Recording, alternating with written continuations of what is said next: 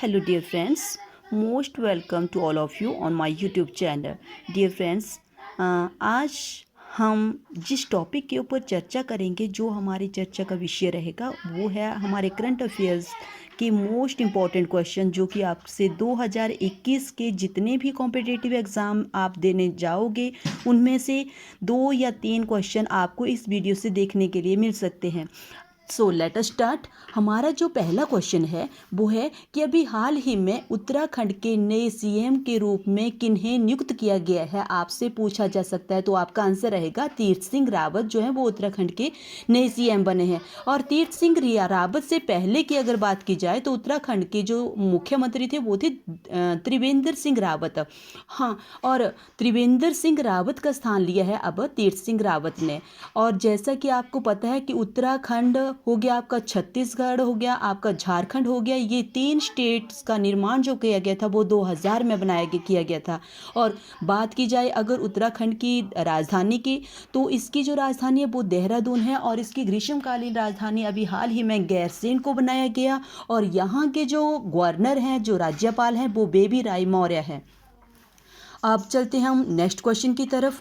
आपसे एग्जाम में पूछा जा सकता है कि दस्तक क्या है। तो आपको पता होना चाहिए फ्रेंड्स कि जो दस्तक है, दस्तक भारत और उज्बेकिस्तान की सेनाओं के बीच आतंकवाद रोधी एक सैन्य अभ्यास है। और अभी इस हाल ही में इसके दूसरे संस्करण का आयोजन किया गया। और इसका दूसरा संस्करण जो था वो आपके 9 मार्च से लेकर के 21 मार्च 2021 तक चला। और अगर बात कही जाए आपके उज्बेकिस्तान की, तो उज्बेकिस्तान का आपको पता होना चाहिए कि उज्बेकिस्तान आपके एशिया कॉन्टिनेंट में पड़ता है।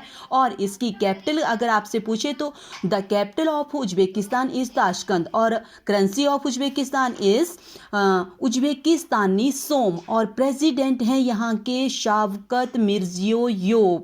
ठीक है, ये था हमारा सेकंड क्वेश्चन, जो कि आपसे पूछा जा सकता है दस्तक के बारे में कि दस्तक क्या है। तो आपका आंसर रहेगा ये एक आतंकवाद रोधी सैन्य अभ्यास है, जो कि किन किन 2 देशों के बीच है, भारत और उज्बेकिस्तान के बीच। अब चलते हैं हम अपने तीसरे क्वेश्चन की ओर। हमारा जो थर्ड क्वेश्चन है वो है सुपर 75। आपसे एग्जाम में पूछा जा सकता है फ्रेंड्स कि व्हाट इज सुपर 75, कि सुपर 75 क्या है।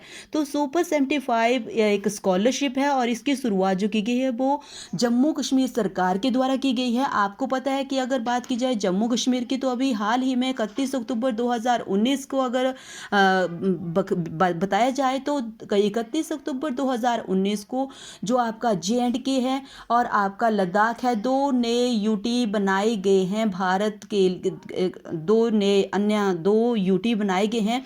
और अगर आपसे पूछा जाए कि वहाँ के लेफ्टिनेंट गवर्नर कौन है इन प्रेजेंट टाइम में, तो आपका आंसर रहेगा मनोज सिन्हा। और जैसे कि मैं अभी आपको बता रही थी कि सुपर 75 जो है वो एक स्कॉलरशिप है जिसकी शुरुआत JNK गवर्नमेंट के द्वारा की गई है। ये जो सुपर 75 है फ्रेंड्स, इसका मेन जो मोटिव है वो गरीब लड़कियों को फाइनेंशियल हेल्प प्रोवाइड कर करके उनको चिकित्सा के क्षेत्र में और उनको IIT के क्षेत्र में इस तरह से वो अपनी इमेज बना सकें, जिससे कि पूरे समस्त देश का गौरव बढ़ सके और समस्त देश का नाम रोशन हो सके। ये ही था आपके इस जो आपकी सुपर 75 स्कॉलरशिप स्कीम जो कि JNK के द्वारा चलाई गई है। और आपको पता है कि JNK अभी हाल ही में यूटी बना है और इसमें से धारा 370 को पूरी तरह से ख़त्म कर दिया गया है। और JNK की शीतकालीन जो कैपिटल रहती है आपकी वो जम्मू रहती है। और जो आपकी ग्रीष्मकालीन राजधानी है वो है आपकी श्रीनगर। ठीक है जी, अब चलो नेक्स्ट क्वेश्चन की ओर। आपसे क्वेश्चन पूछा जा सकता है कि अभी हाल ही में 10 लाख करेंसी नोट जारी करने वाला दुनिया का पहला देश कौन बन गया है। तो आपका आंसर आएगा वेनेजुएला।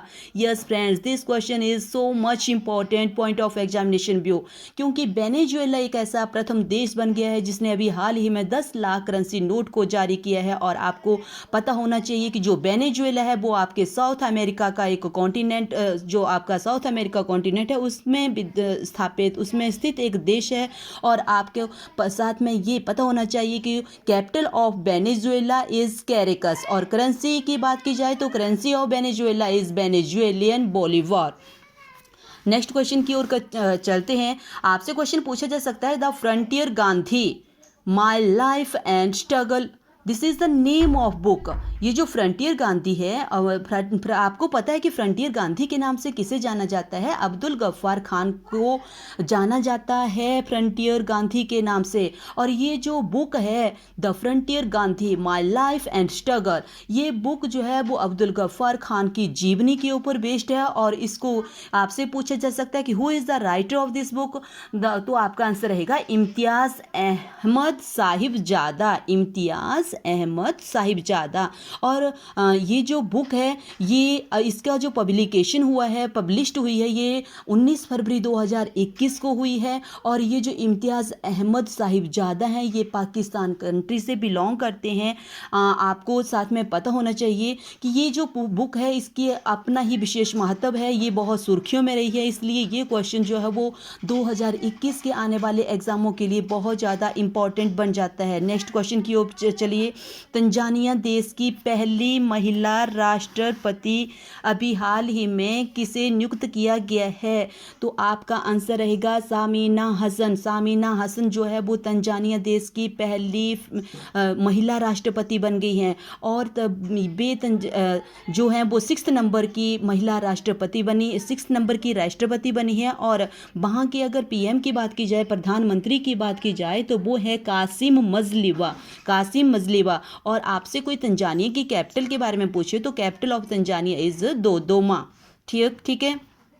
नेक्स्ट अगर आपसे पूछा जाए कि भारत में अपनी पशु एम्बुलेंस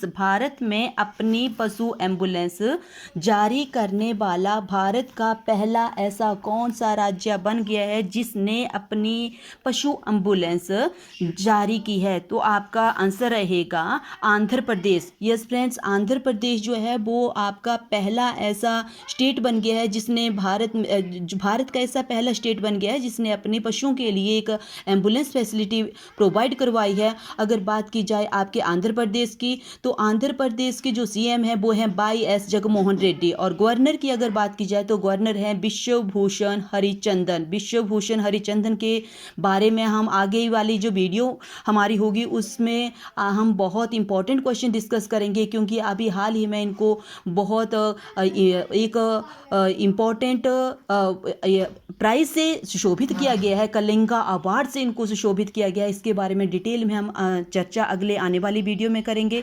तो इसी के साथ वीडियो ज़्यादा लंबी ना हो जाए, इसलिए मैं अपनी वीडियो को यहीं पे समाप्त करती हूँ। आई होप ये जो मैंने आपको जानकारी दी इसका आप भरपूर फ़ायदा उठाएंगे और ये जो जानकारी है वो आपके आने वाले एग्ज़ाम में आपके काम आएगी। इसी के साथ जय हिंद, जय भारत।